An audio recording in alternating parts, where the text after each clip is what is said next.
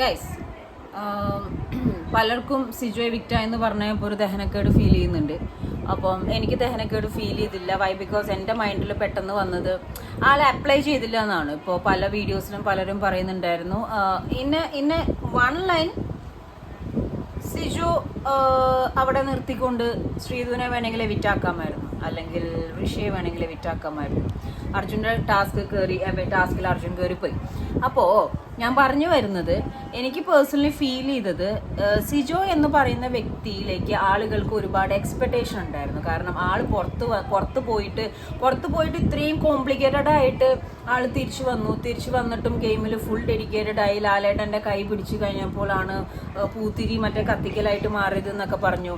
അപ്പോൾ സിജോ അപ്പോൾ നമ്മൾ ഇത് വിഷയം എന്താണെന്ന് വെച്ച് കഴിഞ്ഞാൽ വാക്കും പ്രവൃത്തിയും ഒരുപോലെ ആവണം. മനസ്സിലായോ? അപ്പോൾ ഇതിൽ സീക്രട്ട് ഏജന്റിനും ഇത് തന്നെയാണ് സംഭവിച്ചത്. സീക്രട്ട് ഏജന്റ് വന്നിട്ട് ഞാൻ അവിടെ പോയിട്ട് കാവടിയാടി തുള്ളുന്നു പറഞ്ഞിട്ട് അവിടെ പോയിട്ട് വെറുതെ അങ്ങ് പോരുമായിരുന്നു ചെയ്തിരുന്നത്. അതേപോലെ തന്നെ ഞാൻ എല്ലാവരും അങ്ങ് താത്തി പറയുന്നല്ല കേട്ടോ. സിജോന്റെ കേസിൽ ഞാൻ സംസാരിക്കുന്നത് എന്താണെന്ന് വെച്ച് കഴിഞ്ഞാൽ, ഇതിൽ വേണമെങ്കിൽ ടോപ്പ് 6 കൺസെപ്റ്റ് കൊണ്ടുവന്നിട്ട് സിജോനെ ടോപ്പ് 6 ഇരിക്കുകയായിരുന്നു. നോറയുടെ കാര്യം കൺഫേം ആയിരുന്നു. നോറ ഇന്ന് എവിറ്റാണ്. ലൈക്ക് സിജോനെ അവിടെ നിർത്തിയിട്ട് ടോപ്പ് 6 കൺസെപ്റ്റ് കൊണ്ടുവരായിരുന്നു. കഴിഞ്ഞ തവണ അങ്ങനെ ഉണ്ടായിരുന്നു. അപ്പം സിജോ ഇപ്പം ഔട്ട് ആവുകയാണെങ്കിൽ തന്നെ അവർക്കൊരു ലൈക്ക് ആൾക്കാരുടെ വോട്ട് അനുസരിച്ചിട്ടാണ് കാര്യങ്ങൾ ചെയ്യുന്നത്. സിജോ നല്ല ഗെയിമറാണ്. ആരെന്ത് നോക്കിയിട്ടാണ് ആൾക്കാർ വോട്ട് ചെയ്യണം എന്നൊക്കെ ചോദിച്ചതിന് മറുപടിയാണ് ഞാൻ പറയുന്നത്. സിജോ ആളുകളുടെ പ്രതീക്ഷയ്ക്ക് കോട്ടം വരുത്തിച്ചു. കാരണം അതിൻ്റെ അകത്ത് നല്ല രീതിയിൽ വീക്കായി. ജിൻഡോൻ്റെ അടുത്തും നോറയുടെ അടുത്തുള്ള ആ ഒരു ഇതിൽ ആൾ സൈലന്റ് ആയിപ്പോയി, കണ്ടന്റ് ഇല്ലാതെയായി. പിന്നെ ജാസ്മിന് കുറച്ച് സപ്പോർട്ട് കൊടുത്തു. അത് കഴിഞ്ഞിട്ട് ജാസ്മിൻ നോറയുടെ മെക്കെട്ട് കയറുന്ന രീതിയിലായി.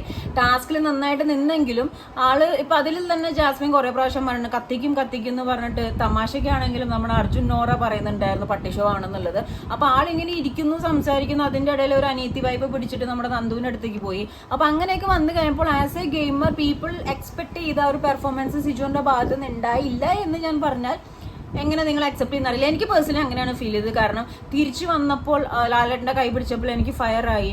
ഓക്കെ, അപ്പോൾ ഇവിടെ ബുദ്ധിയും സംസാരിക്കാനുള്ള കഴിവാണ് വേണ്ടതെന്ന് പറഞ്ഞു. അപ്പോൾ ആള് pre planned in the sense like അതിൻ്റെ ഉള്ളിൽ കയറിയപ്പം ഇടി കൊണ്ട് പുറത്ത് പോയിട്ട് തിരിച്ചു കയറിയത് പ്ലാൻഡ് ആയിട്ടാണ് കയറി എന്നുള്ള രീതിയിൽ പറഞ്ഞെങ്കിലും ആ പ്ലാനിങ് ഒന്നും അവിടെ അപ്ലൈ ചെയ്തിട്ടില്ല എന്ന് ഞാൻ പറയും. കാരണം നമ്മളൊരു കാര്യം ചെയ്യാൻ പോണെന്ന് പറഞ്ഞിട്ട് കാര്യമില്ല. അത് ചെയ്താൽ മാത്രമേ അതിൻ്റെ റിസൾട്ട് വരത്തുള്ളൂ. അപ്പോൾ ഇവര് ഇപ്പം ഉള്ള കണ്ടസ്റ്റൻസിനെ വെച്ച് നോക്കുമ്പോൾ ഞാൻ ഈ പറഞ്ഞ മാതിരി ടോപ്പ് 6 കൺസെപ്റ്റ് വേണമെങ്കിൽ പിടിക്കാം. അത് മാത്രമല്ല ഋഷിയോ അല്ലെങ്കിൽ ഈ പറഞ്ഞ മാതിരി ശ്രീധുവിൻ്റെ കേസ് ഒന്നും കളിച്ചിട്ടില്ല കൊച്ച്. ശ്രീധു ഒന്നും കളിച്ചിട്ടില്ല. ഇനിയിപ്പോൾ എപ്പോഴെങ്കിലും ആ കൊച്ചിനെ കാണുകയാണെങ്കിലും ഞാൻ സ്ട്രേറ്റ് ചോദിക്കും, ഈസി ആയിട്ട് ബിഗ് ബോസിൽ ഇത്രയും ദിവസം നിന്ന് പുറത്തേക്ക് ഇറങ്ങിയ ഒരു വ്യക്തി ഉണ്ടെങ്കിൽ അത് ശ്രീധു തന്നെയാണ്. അപ്പോൾ ശ്രീധുവിനെ വേണമെങ്കിൽ എവിക്റ്റ് ആക്കാമായിരുന്നു. പക്ഷേ ഈ പറഞ്ഞ മാതിരി വോട്ട് പോളിംഗ് അത് നമുക്കൊന്നും ചെയ്യാൻ പറ്റില്ല. അതിനെ ധിക്കരിച്ച് ഒന്നും ചെയ്യാൻ പറ്റത്തില്ല.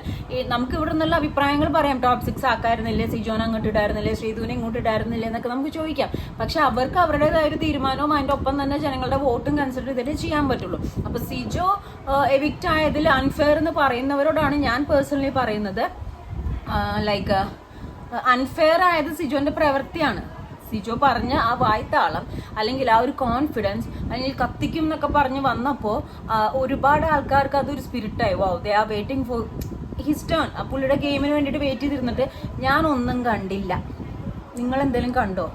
കാണാത്തോണ്ടായിരിക്കാം ഒരു പക്ഷേ പുള്ളി എവിക്റ്റ് ആയത്. കാരണം ഇതിലിപ്പോൾ ഷോയ്ക്ക് വേണ്ടി കംപ്ലീറ്റ്ലി ഡെഡിക്കേറ്റ് ആയിട്ട് നിന്നതാണ്. ഒരു വശം പോയിട്ട് പ്രശ്നമായിട്ട് നിന്നതാണ്. എല്ലാം ശരിയാണ്. പക്ഷെ ഇത് ബിഗ് ബോസ് ആണ്, ഇവിടെ ഗെയിമാണ്. ലൈക്ക് നമ്മൾ എന്ത് കൊടുക്കുന്നു പിന്നെ ഏറെക്കുറെ ഭാഗ്യവുമാണ്. പക്ഷെ ഇത്രയും ദിവസം നിൽക്കാൻ പറ്റി.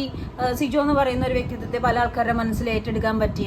പക്ഷെ ഒൺലി തിങ് ഈസ് ആ കത്തിക്കും എന്ന് പറഞ്ഞ സംഭവത്തിന് കത്താൻ പറ്റിയില്ല. മേ ബി ലൈറ്ററിലെ ലിക്വിഡ് തീർന്നിട്ടുണ്ടാവും, അല്ലെങ്കിൽ തീപ്പെട്ടി നനഞ്ഞതായിരിക്കാം, അല്ലെങ്കിൽ കത്തിക്കാൻ വൈകി പോയതായിരിക്കാം.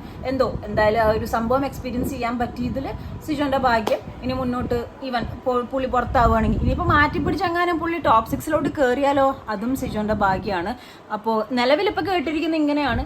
ഇന്നിപ്പോൾ എന്തായാലും സാറ്റർഡേ ആയിട്ട് നോറയാണ് ഇറങ്ങുന്നത്. ഡബിൾ എവിക്ഷൻ വയ്ക്കണം കണക്കും പ്രകാരം ടോപ്പ് 5 ആണെന്നുണ്ടെങ്കിൽ. അല്ല ടോപ്പ് 6 ആണെന്നുണ്ടെങ്കിൽ സിജോനെ അവിടെ നിർത്താം വേണമെങ്കിൽ.